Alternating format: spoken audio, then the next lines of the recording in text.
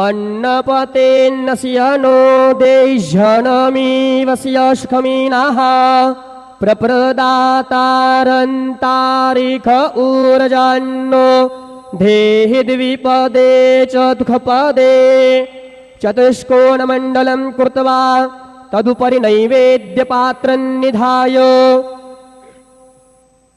गायत्रीमन्त्रेण पात्रान् सम्प्रोक्ष्य धेनुमुद्रां प्रादर्श्य ग्रासमुद्रायां सत्यं त्वरतेन परिसिञ्चामि नैवेद्यं निवेदयामि।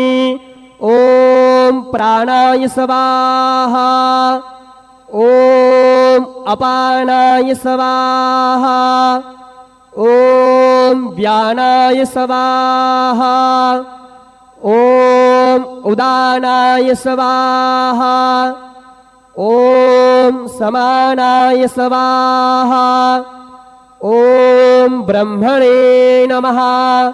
नैवेद्यमध्ये पाणिं समर्पयामि पुनर्नैवेद्यं निवेदयामि।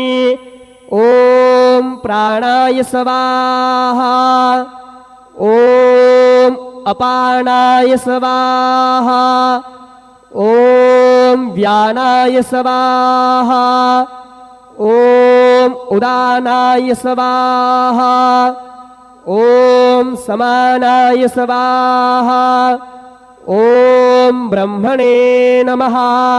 नैवेद्यं समर्पयामि, हस्तप्रक्षालनं समर्पयामि, मुखप्रक्षालनं समर्पयामि। शेषोपचारार्थे प्रार्थनापूर्वकं नमस्कारं करोमि तथा च मंगल आरार्तिक्य दीपं दर्शयामि।